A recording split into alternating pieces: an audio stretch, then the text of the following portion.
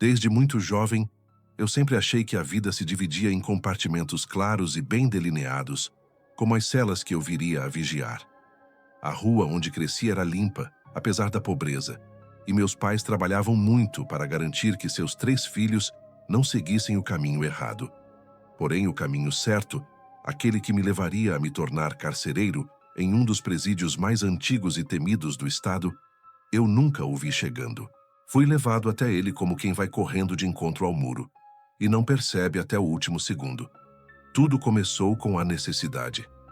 Aos 18 anos, eu precisava de trabalho.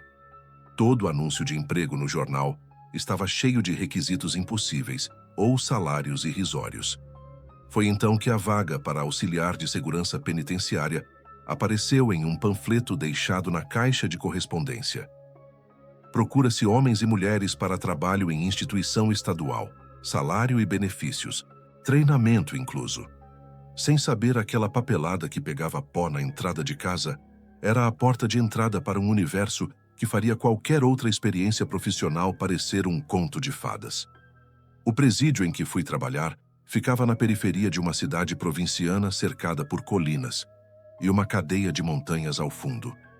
As construções de concreto se estendiam como corredores labirínticos e irradiavam uma aura de isolamento. Logo descobri que sua reputação se devia não apenas à dureza da vida ali dentro, mas a histórias sussurradas ao pé do ouvido de que nem todos que entravam ali saíam da mesma forma ou saíam de todo. Era chamado de As Torres, pela presença de 4 torres de vigilância que se elevavam acima do muro principal, cada uma coberta por feixes de luz que se cruzavam como listras de um tigre. Foi lá que conheci gente de toda espécie: guardas severos, detentos com olhar de ódio e medo, enfermeiras com coragem de aço, padres que se questionavam se Deus realmente estava presente naquele pedaço de mundo. E enquanto o tempo passava, eu percebia que havia algo mais além da rotina mecânica de trancar e destrancar portas, de distribuir refeições e manter a ordem. Havia um silêncio sobre coisas que não se falavam porque, talvez, se falássemos, tornaríamos reais. No meu primeiro dia de trabalho, meu supervisor Antunes, um homem de meia idade com rugas que pareciam entalhadas em pedra, me mostrou o procedimento. Sempre se passa da seção A para a B seguindo o cronograma. Sempre se leva as chaves presas no cinto. Nunca se deixa a cela aberta sem vigia. Nunca se conversa demais com os presos. A ala de segurança máxima, ele me disse, era diferente. Lá estão aqueles que não têm conserto, ao menos aos olhos da justiça, ele disse. E lá você será testado, não apenas pela vontade deles de te quebrar, mas pelo que há entre eles. Há noites em que eu ouço coisas ali que não consigo explicar. Você vai ouvir também, mais cedo ou mais tarde. Eu ri, achando que era algum tipo de trote para o novato. Ele não riu de volta. Vou te dar um conselho, continuou ele. Se ouvir alguém chamando seu nome e ninguém estiver por perto, não responda. Se ouvir alguém chorar e não conseguir determinar de onde vem, não procure. E se sentir que está sendo observado por algo que não consegue ver, vá para um lugar onde há luz e fique lá por um tempo. O tom dele era tão sério que foi impossível não sentir um leve arrepio. Não por medo do sobrenatural em si, mas pela convicção na voz de Antunes. A vida dentro de As Torres é ritmada por barulhos que, com o tempo, passam a fazer parte de nós. O som das portas de ferro sendo batidas, o eco dos passos nos corredores, o tilintar constante de chaves que balançam no cinto, os gritos e murmúrios dos presos, o ronco baixo do gerador de energia. Há também os sons menos habituais, aqueles que se ouvem no silêncio. Às vezes, ao fazer a ronda durante a noite, quando todos deveriam estar dormindo, ouve-se um toque leve, como unhas batendo na parede, ou um sussurro que atravessa a cela e parece um pedido de socorro. A primeira vez que ouvi, pensei que era alucinação. Estava entre 2 alas, quase no limite da luz que saía do corredor principal, olhando para as barras de aço que separavam um preso do outro, quando escutei um murmúrio que parecia vir de dentro da parede. Mateus, dizia. Mateus. Era uma voz que eu não reconheci. Continuei andando e a voz sumiu. Na noite seguinte, ouvi de novo. Mateus. Era como um chamado. Falei com Antunes. Ele olhou para mim e perguntou se eu respondera. Eu disse que não. Ele balançou a cabeça lentamente e me deu um leve tapa no ombro. Ótimo, continue assim. Pouco tempo depois, um detento sumiu. O protocolo dizia que quando isso acontecia, o presídio inteiro passava por contagem, cela por cela, corredor por corredor. Era impossível alguém ter escapado sem passar pelos portões principais. As câmeras não mostravam nada. A cela que deveria abrigar o homem estava vazia. As grades estavam intactas. A porta estava fechada. Ninguém viu, ninguém ouviu. Houve uma investigação, mas oficialmente o relatório final dizia que ele tinha conseguido fugir em uma brecha de segurança. Nenhum de nós acreditou. O sussurro me chamava com mais frequência. O tom parecia pedir: preciso sair. Eu ficava inquieto, mais atento. Comecei a dormir mal. Sonhos com o detento desaparecido, sem olhos, chamando meu nome. Em um desses sonhos, acordei na cama tremendo, suado. Na manhã seguinte, ao chegar no presídio, soube que outro detento havia sumido. Assim como o primeiro, simplesmente desapareceu. As câmeras falharam por 5 minutos e, quando voltaram, ele não estava mais na cela. A tensão entre os funcionários aumentou. Fofocas e boatos se espalharam. Antunes parecia mais nervoso. Ele está ficando mais forte, disse certa vez depois de uma contagem exaustiva. Quem? Perguntei. A entidade, respondeu. Ou o demônio, ou o que quer que seja. Escolha um nome. Eu a chamo de ele. Ele se alimenta da energia dos presos, da miséria das pessoas. Eu suspeito que vai usar qualquer brecha para sair. O presídio o contém, mas ele encontra passagens. Confesso que, por mais que os fatos apontassem para algo estranho, eu ainda tentava encontrar explicações racionais. Poderia ser um caso de suborno e corrupção. Talvez alguém estivesse tirando os presos para assassiná-los ou vendê-los. Talvez fosse algum tipo de máfia. Porém, e os sons? E as falhas nas câmeras, sempre no mesmo horário? E a sensação de ser observado por algo que não se enquadrava na lógica? Apesar do descrédito, comecei a notar um padrão. Todos os sumidos eram presos que, de alguma forma, haviam sido utilizados em rituais de dentro do presídio. Um me contou em voz baixa, antes de também desaparecer. Eles te usam. Você dorme, e seu corpo continua, mas sua mente não. Ele tem fome. Ele precisa de você. Em um estado de desespero crescente, juntei pedaços desses relatos confusos. Concluí que deveria haver algo escondido em algum lugar do presídio, algo tão antigo quanto a própria construção. Talvez a estrutura do presídio escondesse rituais ou selos que prendiam algo. E se alguém estivesse quebrando esses selos deliberadamente? Uma noite, decidi investigar por conta própria. Reuni coragem e desci novamente para os porões. Mas desta vez, levei comigo uma lanterna mais potente, uma câmera de celular e um terço que me foi emprestado por uma das cozinheiras, Dona Zélia, que me garantiu que nunca se sabe o que se encontra por aí. Quando cheguei à sala do círculo, notei que as inscrições estavam diferentes. Havia palavras novas, escritas com uma tinta escura que ainda parecia fresca. Parecia sangue. Ali havia também velas derretidas e pequenas oferendas. Pedaços de pano, fios de cabelo, até um pedaço de unha. E havia um contorno no chão, dentro do círculo, como se alguém tivesse ficado ali deitado. Lembrei das palavras que tinha ouvido, da pressão em minha mente, quando o corpo lá embaixo havia falado comigo. Será que aquilo era um portal? Um lugar de passagem? Será que ele estava tentando quebrá-lo? Ou pior, será que algum preso, ou mesmo algum funcionário, o estava ajudando a sair? Voltei para a superfície mais confuso. Não sabia como agir.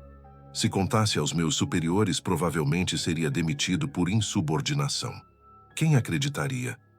Decidi compartilhar com alguém que pudesse ter alguma experiência. Procurei Padre Marcelo, o capelão do presídio. Ele era um homem calmo, com olhos que pareciam carregar a experiência de décadas, e que não se abalava com histórias de crimes ou tragédias. Relatei o que tinha visto e ouvido. Esperava que me chamasse de louco. Para minha surpresa, ele não riu. Pelo contrário, ficou sério. Não é a primeira vez que ouço algo assim, disse. Este presídio foi construído onde existia uma capela antiga do século XIX. A igreja tinha fama de esconder coisas, principalmente artefatos considerados amaldiçoados. Foi queimada no início do século. Este lugar tem energia ruim. Muitos sentem, mas poucos acreditam. Eu rezarei por você, mas você precisa se proteger também. Ele me deu um pequeno frasco de água benta e me aconselhou a não ir sozinho aos porões. Se esse portal existe, talvez alguém o esteja abrindo. Preste atenção ao comportamento das pessoas. Os dias seguintes foram um exercício de paranoia. Observei colegas e presos, tentando discernir se algum deles tinha um brilho estranho nos olhos ou atitudes suspeitas. Notei que alguns detentos estavam constantemente marcados por olheiras profundas, como se passassem noites acordados.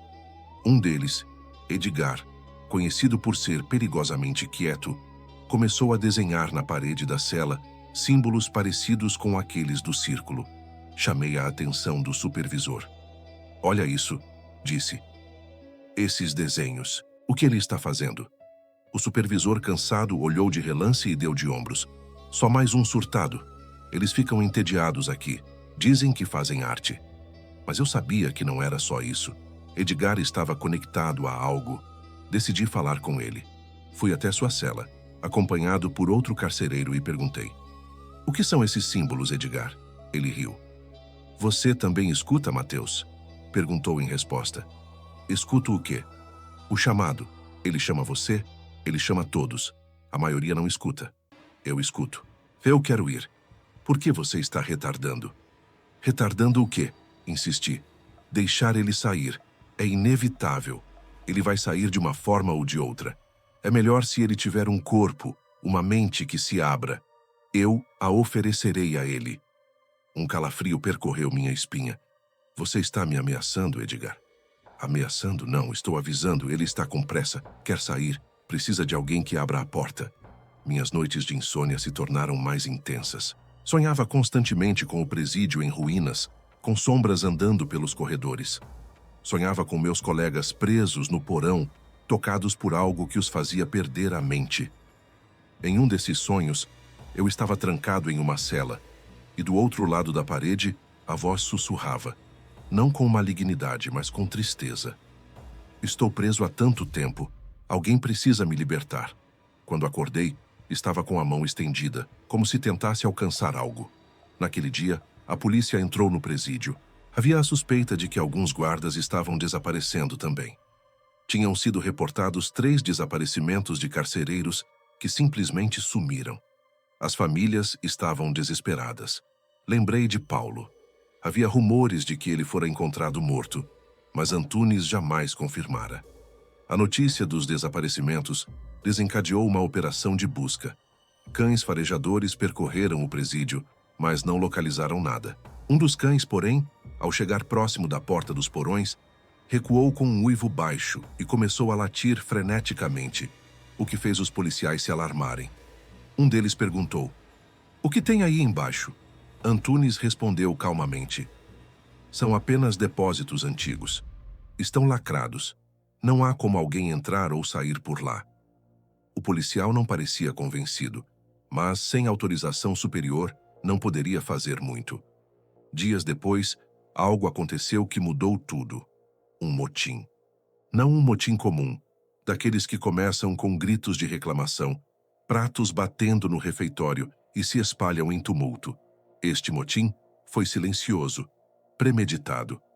Durante a hora do banho de sol, um grupo de detentos se reuniu próximo ao portão que levava à ala administrativa. Outro grupo se posicionou junto aos portões que davam para os portões das torres. Em poucos segundos, arrombaram uma porta interna com força surpreendente. O alarme soou. Corremos para tentar contê-los. Pelo rádio pediam reforço. Chegando ao pátio, vimos que os detentos estavam correndo para o edifício principal. Era como se soubessem exatamente para onde ir. Pareciam guiados por uma força invisível. "Eles estão indo para os porões!" gritei. Antunes correu na mesma direção com o rosto fechado. "Não podemos deixá-los chegar lá!" Lutamos. Houve sangue e gritos. A ala inteira se tornou um campo de batalha. Eu tentava impedir os presos de avançarem, mas algo naqueles homens me assustava. Alguns estavam com os olhos totalmente pretos. Outros repetiam frases em latim e línguas que não entendi. Pareciam possuídos. Um preso me agarrou pelos ombros e sussurrou: "Ele vem. Você não pode detê-lo." Consegui me soltar e o derrubei.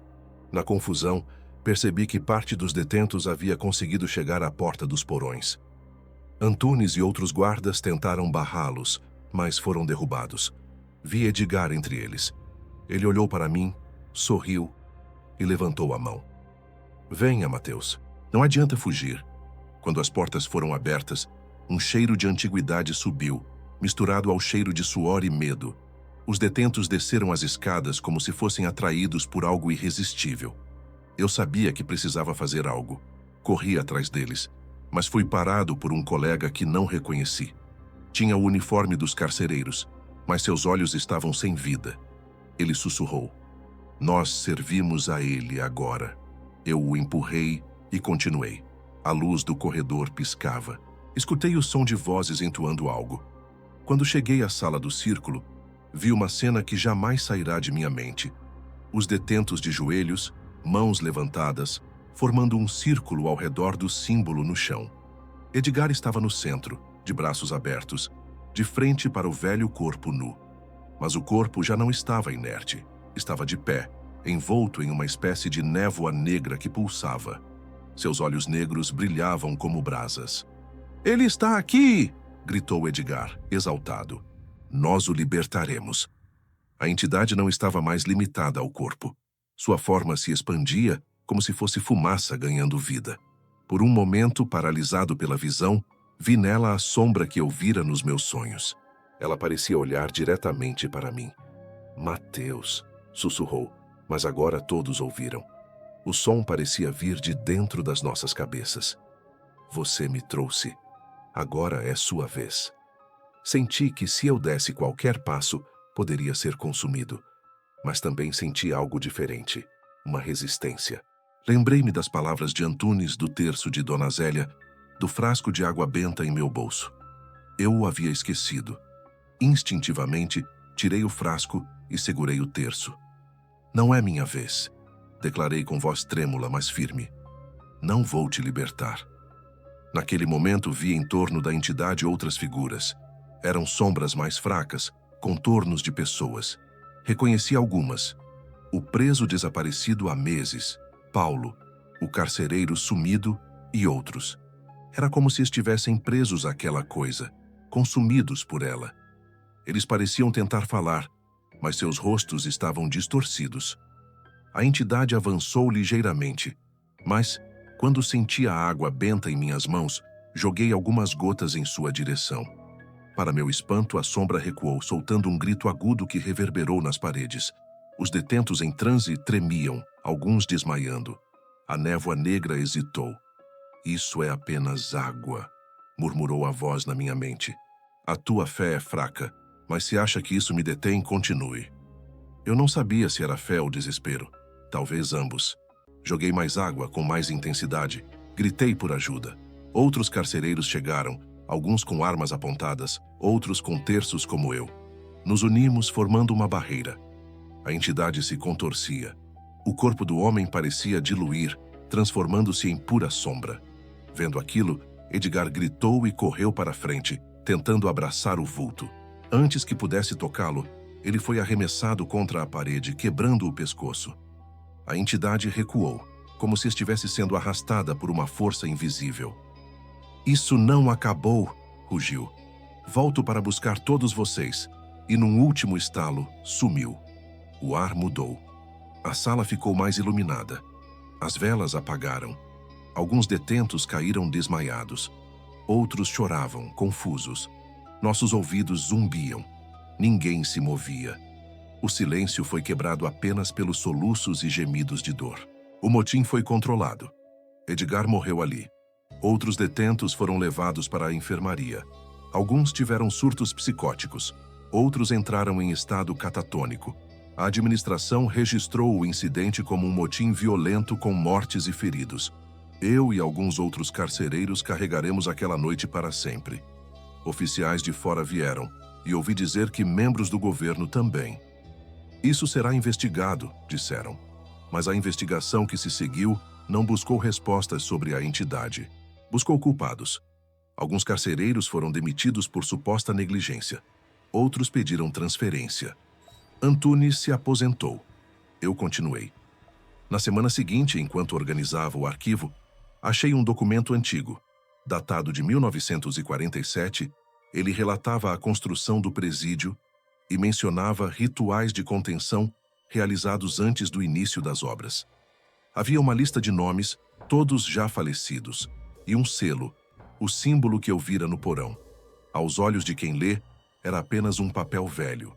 Aos meus olhos, era a confirmação de que o lugar foi construído não apenas para abrigar detentos, mas para segurar algo muito mais antigo e perigoso.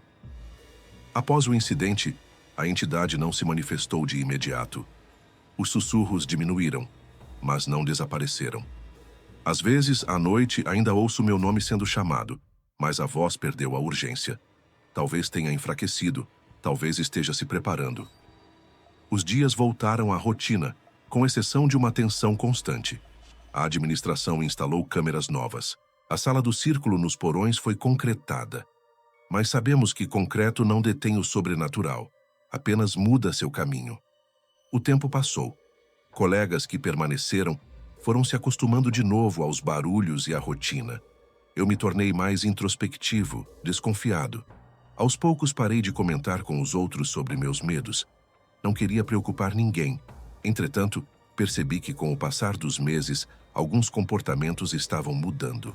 Por mais reformado que o presídio fosse, por mais que a administração insistisse na ordem, as luzes continuavam a piscar em alguns corredores. Às vezes, objetos desapareciam e eram encontrados em lugares impossíveis. Houve momentos em que a porta do porão aparecia aberta sem ninguém ter mexido nela. Eram pequenos sinais de que a entidade talvez ainda estivesse ali, nas sombras, esperando. A lembrança dos desaparecimentos ainda pairava no ar. De vez em quando, uma família aparecia perguntando por alguém. As respostas eram sempre vagas. Eu poderia ter pedido transferência, mas decidi ficar. Talvez por orgulho. Talvez por sentir que, de alguma forma, eu tinha responsabilidade pelo que acontecera. Talvez porque, no fundo, eu quisesse ser a última linha de defesa contra ele. Quanto mais tempo eu passava naquele lugar, mais percebia que havia uma batalha constante entre luz e escuridão. Não apenas no literal, mas dentro de cada um de nós.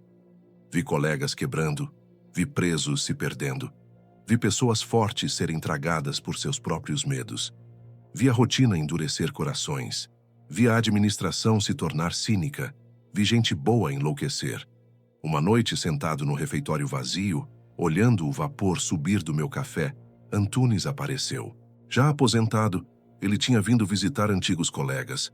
Sentou-se à minha frente. "Você ainda ouve?" ele perguntou.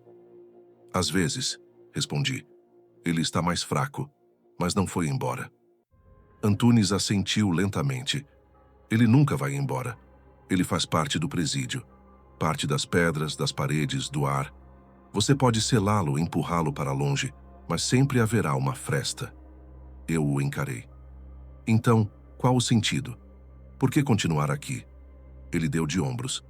"Talvez não haja sentido. Talvez nosso trabalho seja esse. Manter a fresta o mais estreita possível. Alguém tem que fazer." Sorri de leve. "Mesmo sabendo que nunca venceremos?" "Mesmo assim.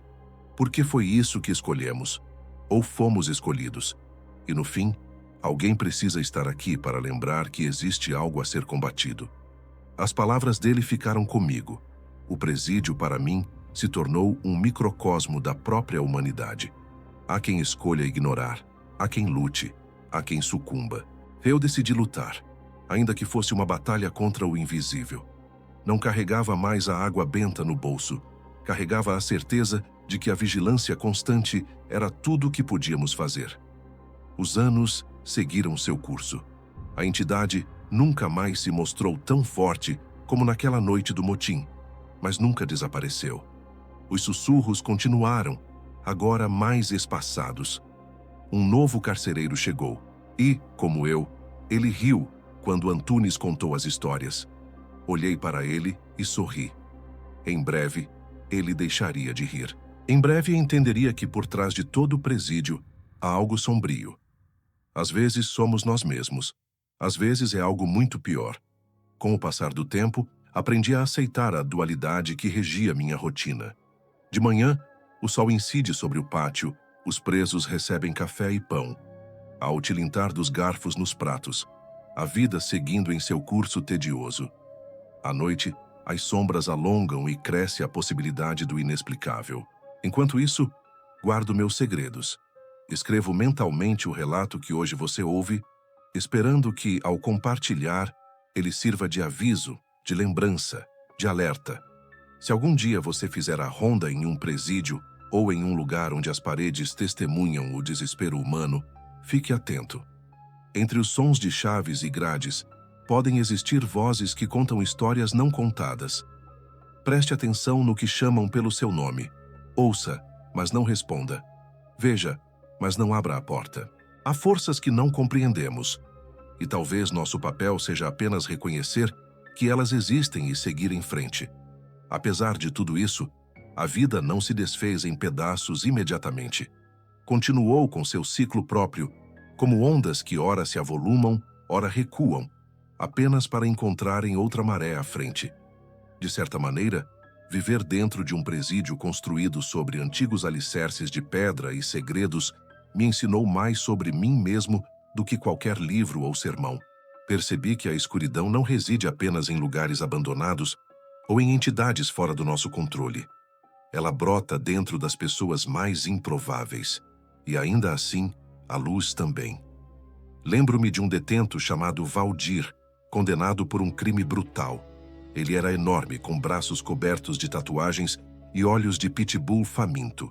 Mas num dia de visita, viu com a filha pequena no colo, contando-lhe a mesma história inventada que ouvia de seu avô. Ele chorou quando ela foi embora, e naquela noite ouvi ao longe um sussurro que parecia a voz dele pedindo perdão.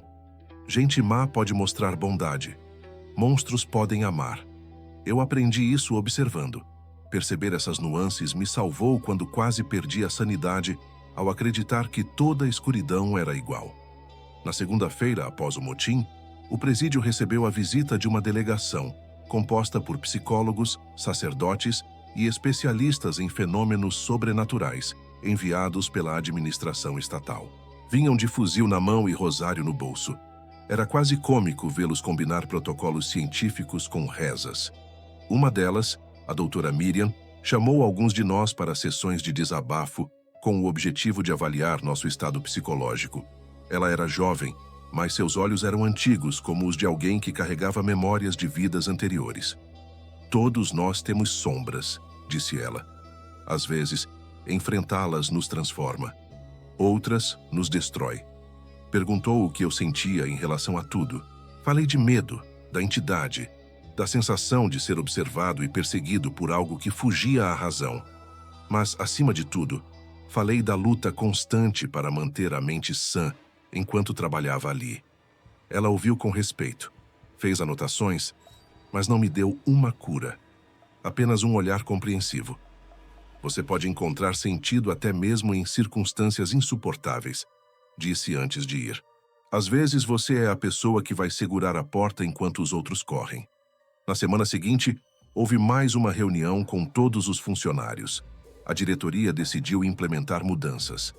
Novos sistemas de segurança seriam instalados, incluindo detectores de atividade sobrenatural importados de laboratórios militares. Haveria celebrações religiosas semanais, com a presença de sacerdotes de diversas crenças, na tentativa de abençoar o lugar e acalmar os ânimos. O acesso aos porões foi ainda mais restrito. Apenas 2 pessoas teriam permissão de entrar, com supervisão de uma terceira. A administração também iniciou um programa de apoio psicológico permanente para todos. Essas medidas pareciam paliativas, mas me deram a sensação de que, ao menos, não ignoravam a gravidade da situação. Mesmo assim, aquela semente da entidade continuava latente. Em vez de uma raiz exposta, ela agora se infiltrava por fissuras ainda menores. Comecei a observar melhor meus colegas. Percebi que alguns pareciam mais irritados, mais cansados, como se a entidade tivesse deixado neles uma marca invisível. Um deles, o Bernardo, com quem eu jogava cartas nas horas vagas, começou a ter pesadelos frequentes. Em certa ocasião, me confidenciou que sonhava com um mar de escuridão e braços saindo dele. Uma vez o encontrei à noite no corredor das celas, falando sozinho. "Eles estão vindo", murmurava. Perguntei quem. "Eles todos", respondeu. "Ele e os outros, aqueles que não têm rosto. Eles querem a gente." Tentei acalmá-lo, dizer que eram apenas pesadelos. Ele balançou a cabeça. "Você viu, Mateus? Sabe que isso aqui não é só concreto e ferro. Tem coisa aqui que nem Deus pode expulsar." Bernardinho foi afastado dias depois, diagnosticado com um transtorno de estresse pós-traumático. Soube que foi internado. Não voltei a vê-lo. Ao mesmo tempo, algo em mim começou a se fortalecer. Mesmo com as noites mal dormidas, mesmo com o peso das almas desaparecidas e dos que enlouqueciam, comecei a perceber uma energia diferente. Era como se a experiência de quase ter sido tragado pela entidade me tivesse dado uma capacidade de sentir a mudança de atmosfera. Antes do motim, eu simplesmente vivia as rotinas. Após o evento, passei a sentir variações sutis no ar. Dias antes de acontecer algo, minha pele formigava. Eu sabia quando um detento iria tentar se cortar. Sabia quando um colega ia se descontrolar. Procurava então avisar discretamente, e muitas vezes alguém era salvo de si mesmo. Uma noite, ao fazer a ronda, senti o ar pesado.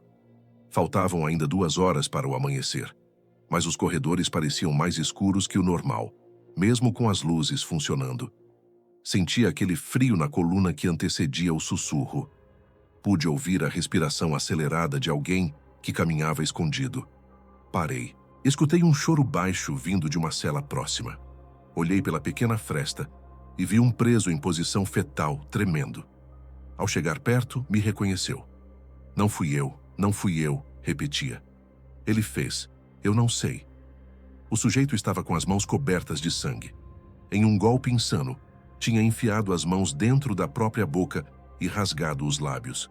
Em choque, chamei a enfermeira. Mais tarde, ele contou que uma voz ordenara que se machucasse para libertar a dor. "Ou foi ele?" perguntou. "Ou fui eu com minha própria loucura?" Naquele momento, percebi que a linha entre o que era entidade e o que era mente fracturada era muito tênue. A entidade não precisava agir sempre diretamente. Bastava instigar, um sussurro aqui, um toque ali. E o medo fazia o resto. Passaram-se meses. Naquela rotina, alternavam-se momentos de calmaria tensa com explosões de violência inexplicável. Havia semanas em que tudo parecia em ordem, como se o motim nunca tivesse ocorrido. Em outras, pequenos eventos nos lembravam que a entidade ainda estava presente. Uma vez, durante a chuva forte que cai poucas vezes no ano, a água invadiu parte do prédio e algo se destacou no meio do lamaçal. Ossos. Por um instante, pensamos ser ossos de algum preso. Mas ao examinarmos, percebemos que eram antigos, mais velhos do que o presídio, talvez datando da época da velha capela que havia ali. Junto com os ossos, uma urna de barro quebrada, com símbolos semelhantes aos que vimos no círculo. A equipe externa veio, recolheu, e jamais soubemos do destino daqueles restos. Outra vez, um detento gritou desesperado: "Ele está nos alimentos." Corremos para o refeitório. Ele estava convulsionando. Quando se acalmou, contou que tinha visto um olho no meio do arroz. Alguns riram. Outros passaram a comer menos. Todos começaram a desconfiar até do que ingeria. Com o tempo, a entidade se tornou quase uma lenda viva para os novos detentos e funcionários. Chegaram histórias de fora. Diziam que as torres era assombrado. A imprensa, evidentemente, não podia noticiar. Havia uma política de abafar qualquer incidente sobrenatural. Mas os boatos se espalhavam. A população da cidade sabia que algo diferente se passava ali. Taxistas evitavam passar por perto à noite. Crianças da região inventavam histórias sobre o homem sem face que saía do presídio. Igrejas locais começaram a mandar cestas de oração para os carcereiros. Muitos riram das cestas, mas alguns guardaram os rosários. A linha entre fé e medo era tênue. Muitos de nós, céticos, passamos a rezar. Lembro-me de uma conversa com Dona Zélia, a cozinheira. Ela me olhou ao fim de um dia em que 7 detentos haviam entrado em luta generalizada, aparentemente sem motivo. Meu filho, você acredita em mal-olhado? Ri. Não, Dona Zélia.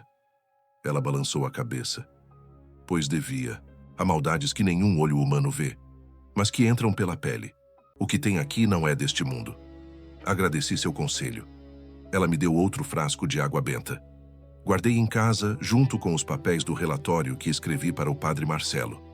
Naquele relatório detalhei os eventos, os sussurros, os desaparecimentos, o motim. Sabia que, mais cedo ou mais tarde, alguém precisaria ler aquilo. Sabia que talvez essa pessoa fosse você. Passados alguns anos, já promovido a chefe de segurança, cabia a mim treinar novos guardas. Eu os olhava e via meus olhos de quando comecei, um misto de arrogância e inocência. Eu tentava dizer a eles que as torres não era como outros presídios. Falava dos perigos, dos possíveis motins, dos riscos. Dava exemplos concretos. Alguns escutavam, outros não. A maioria aprendia do pior jeito. Uma noite, o rádio de 2 guardas recém-chegados reportou que havia alguém cantando no setor de isolamento, mas não era hora de visitas. Ao chegar lá, encontraram o lugar vazio. Depois, a câmera mostrou que, no momento exato, a entidade passou pela porta da sala de monitoramento. Para alguém que não tivesse vivido o motim, pareceria uma falha de sistema. Para mim, que conhecia a sensação de tê-la próximo, era diferente. Eu sabia que tinha que agir. Mandei evacuar parte da ala. Cortei a luz de alguns corredores. Reforcei a segurança na ala feminina, que ficava no mesmo complexo. E rezei. O incidente não evoluiu. Talvez por sorte, ou por providência, ou porque a entidade estava apenas testando nossos limites, procurando brechas, como fazemos com as fechaduras. Houve também momentos de introspecção. Eu me peguei refletindo muito sobre o significado de estar ali. Eu podia pedir transferência, buscar outro emprego, mudar de vida. Mas havia algo que me segurava, um senso de dever, talvez até de penitência. Eu sentia que, de alguma forma, era como aqueles guardas anônimos de histórias antigas que vigiavam portais. Eu não abria portais, mas os mantinha fechados. E nessa missão, encontrei propósito. Também passei a ver de outra forma os detentos. Nunca deixei de fazer meu trabalho. Nunca abri mão de manter a ordem. Mas compreendi que muitos ali eram vítimas. Vítimas de um sistema falho, de uma sociedade que os havia condenado antes mesmo de terem chance. Alguns eram monstros, sim, outros peões. Em meio a eles, a entidade encontrava brechas. Comecei a ver que talvez o mal não se limitasse a seres sobrenaturais. Havia maldade no cotidiano, pequena e silenciosa, que alimentava grandes horrores. A entidade prosperava onde havia desespero, ódio e dor. E, ao mesmo tempo, vi que a bondade ajudava a enfraquecê-la. Nas semanas em que a equipe estava unida, nas vezes em que algum preso fazia algo generoso, os sussurros diminuíam. Será que a entidade se alimentava de emoções? Ou era tudo imaginação? Não tenho certeza, mas apostei na bondade. Certo dia, ao fim de uma tempestade que derrubou parte do muro externo, o presídio entrou em estado de alerta. A cidade vizinha sem eletricidade. No breu, alguns aproveitaram para tentar fugir. Eu estava na torre C e vi sombras correndo pelo pátio. Atirei para o alto, alertei pelo rádio, correu-se para consertar a cerca. De repente, senti o mesmo frio na espinha. Um uivo atravessou a chuva. Um dos fugitivos olhou para trás assustado. Seus olhos estavam negros, completamente negros. Não era natural. Ele gritou para os outros: "Ele está ali! Ele está ali!" E correu de volta para dentro do presídio, de volta para a própria cela. Aquilo me marcou. Mostrou que o medo daquela entidade havia se tornado parte da psique dos detentos. A entidade era quase um guardião invisível. E isso era aterrador. Os presos temiam o desconhecido mais do que a liberdade. A entidade conseguira domesticar almas que o Estado não domava. Isso me fez pensar. Será que em algum nível estávamos todos sendo manipulados? Será que nós, carcereiros, éramos peças de um jogo muito maior e ele, de alguma forma, era um jogador? Essa suspeita se solidificou quando descobri algo que mudaria completamente minha percepção do presídio. Um dia, mexendo em arquivos antigos da administração, encontrei uma série de cartas. Eram comunicações entre engenheiros e representantes de uma sociedade secreta, datadas do início da construção. Falavam de confinamento de entidades, de métodos de contenção, de benefícios e sacrifícios. Pareciam discutir de forma acadêmica como conter algo que poderia fugir ao controle. Um trecho chamou minha atenção. A entidade originalmente selada no templo requer presídio de alta contenção. A prisão humana servirá como camuflagem e, ao mesmo tempo, alimento. Certifiquem-se de que os encarregados nunca saibam da verdade completa, apenas o suficiente para mantê-los fiéis. Eu senti uma mistura de raiva e tristeza. Fomos todos enganados. Esse presídio nunca fora apenas um lugar para punir criminosos. Era um santuário de contenção. Nós, guardas, éramos peças de um jogo montado décadas atrás. E a população carcerária, nosso alimento para o mal. Eu li tudo, de cabo a rabo. Escondi as cartas em casa. Voltei ao presídio. E mais uma vez decidi não contar nada a ninguém. Por quê? Porque imaginei que, se essa verdade viesse à tona, haveria pânico, talvez um motim ainda mais sanguinário. E porque algo em mim sabia que revelar a existência daquela sociedade secreta poderia atrair algo ainda pior. Com o tempo, desenvolvi estratégias para manter certa normalidade, mesmo com o conhecimento que carregava. Passei a aplicar momentos de luz e esperança na rotina. Sugeri ao diretor que implantássemos, além de atividades religiosas, oficinas de arte e música para os detentos. Eles vão quebrar os instrumentos, disseram alguns, mas eu insisti. E quando aqueles homens e mulheres começaram a pintar, a tocar, a escrever poesia, notei um silêncio diferente no pavilhão à noite. Como se por alguns instantes a entidade não tivesse como se alimentar. Em paralelo, organizei rondas de apoio aos colegas que começavam a apresentar sinais de cansaço psicológico. Ofereci um ouvido e ombro amigo. Disse a eles o que Dona Zélia me disse: não carregue isso sozinho. Enquanto eu fazia isso, observei que o sussurro diminuiu, ou pelo menos tornou-se menos intimidante. Talvez a escuridão nunca sumisse completamente, mas sua influência enfraquecia se houvesse apoio mútuo. Uma noite, porém, tudo saiu do script. Estava no setor médico, acompanhando um detento em crise. Ele dizia que via sombras de olhos vermelhos. De repente, as luzes piscavam incessantemente. Uma voz familiar surgiu. Mateus. Era ele. Eu me preparei mentalmente. O que você quer? Perguntei. Ele respondeu dentro da minha mente. Chegou a hora. Não posso ficar aqui para sempre. Sei que você não me liberará, mas alguém vai. Você não pode segurá-lo sozinho para sempre. Eu respirei fundo.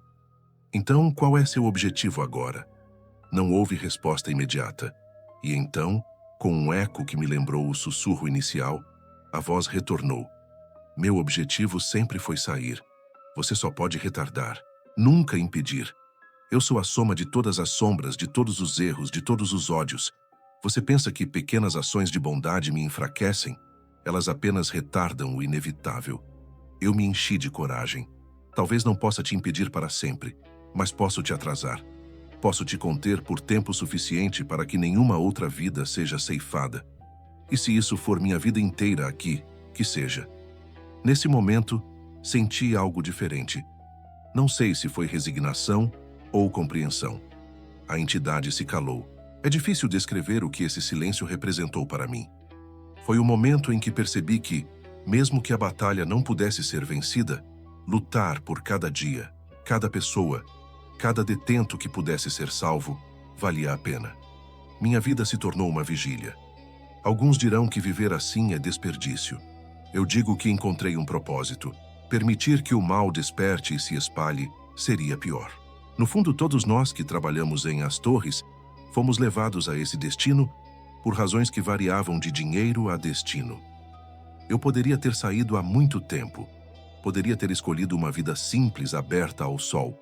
Mas ao escolher ficar, eu mantive algo pior trancado. Tornei-me parte de uma história que envolve mais do que homens e muros. E se minhas palavras chegarem a você, seja onde for, talvez sirvam para mostrar que há guerras silenciosas acontecendo nos lugares mais improváveis, e que às vezes, escolher ficar e lutar mesmo sem esperança de vitória completa é a única forma de garantir que a escuridão não tome tudo. Se um dia você ouvir seu nome chamado ao vento, lembre-se do que aprendi. Algumas respostas não devem ser ouvidas. Alguns chamados não devem ser respondidos. A curiosidade, muitas vezes, é a porta que a sombra precisa. Mas se sentir que deve agir, que sua presença pode manter fechada uma passagem entre mundos, faça-o. Essa talvez seja a mais nobre das missões.